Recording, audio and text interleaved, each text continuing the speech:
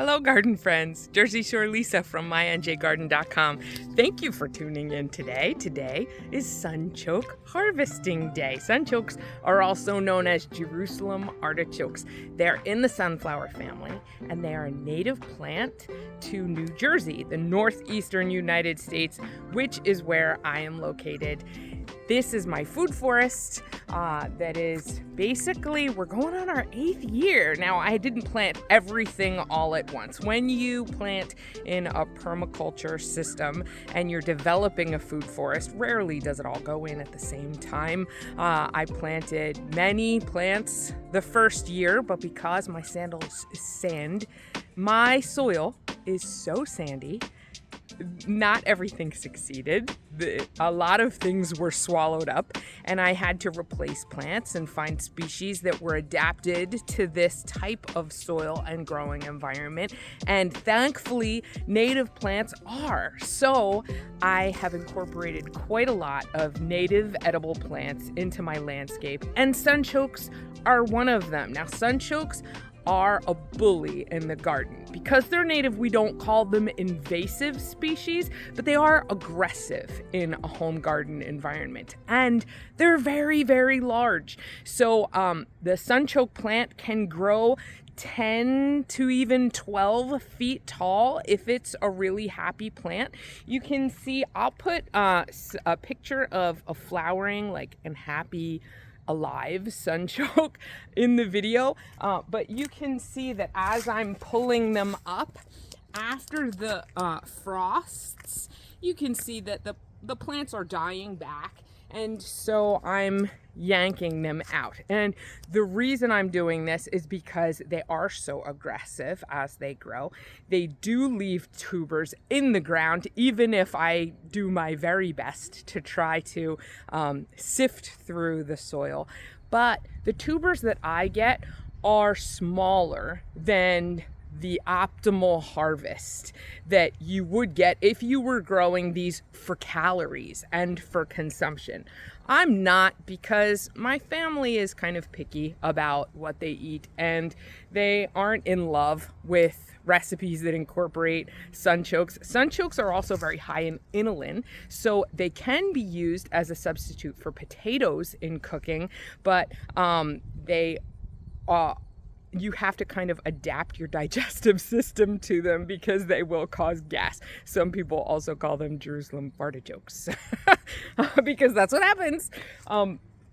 But this is the time of year that as those plants die back, and because they are such large plants, they can kind of take away from the curb appeal. So though I do leave lots and lots of perennials for the insects and wildlife throughout the winter season, I do yank the sunchokes up so that I can harvest what tubers I do have, and I can kind of clean up the landscape a little bit for the winter months. Now, the reason my tubers are kind of light and on the small side is because this area of my yard is heavily wood chipped.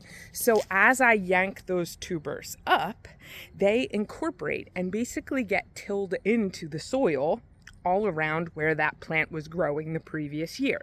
And if you've ever gardened with wood chips, you know not to till them into the soil, because as they break down, the microbes require fuel, and that's nitrogen. They will steal it from the soil in order to decompose the wood chips and turn those wood chips into soil.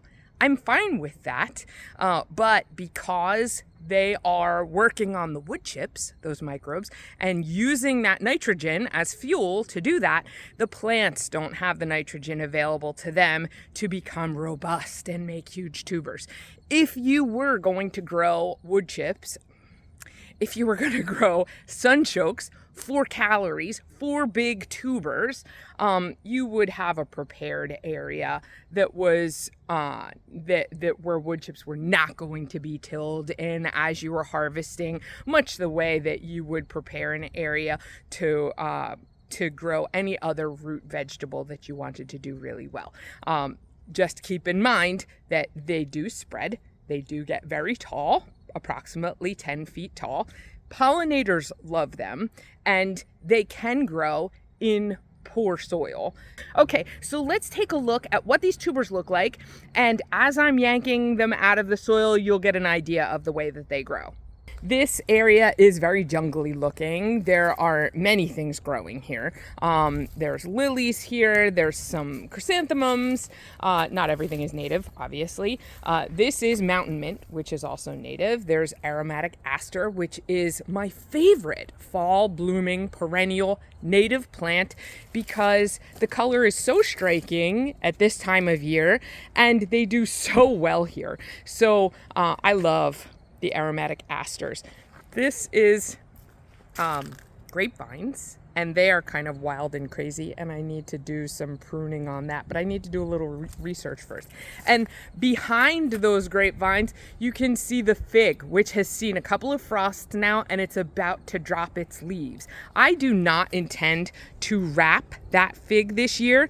I intend to cut it down pretty low and then mulch it and maybe cover it with something like this, which is another fig tree, but it's much smaller, and I want to protect that. That larger one that I showed you, and that's from Garden Supply, I believe, is where I got that.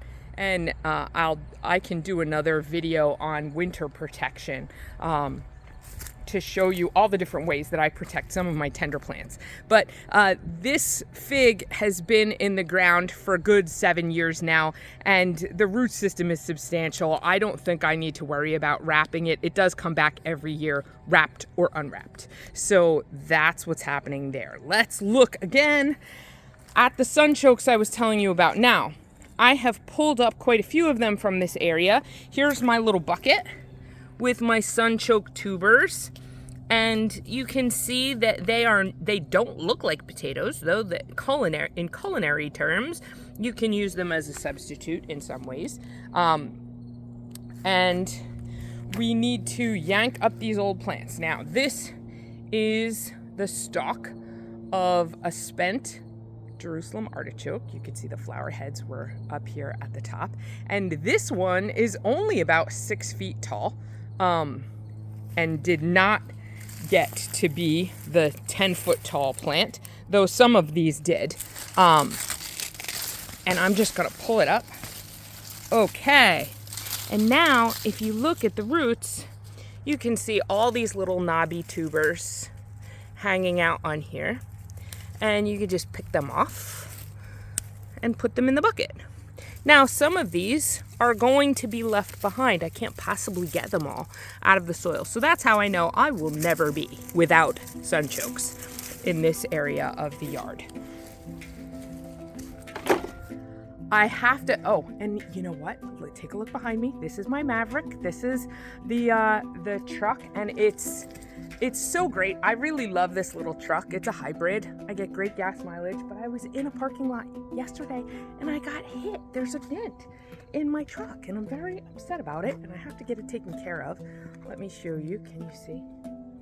Here it is. Bam! I got bumped. That stinks. So anyway, do you grow sunchokes in your yard? What's your experience with them? Do you love them? Do you hate them? Many gardeners have either a love-hate relationship with the Jerusalem artichoke. I'd love to hear your thoughts, and I hope you'll join me for all my garden updates. Please like the video and subscribe to the channel, and I'll see you soon. Bye-bye.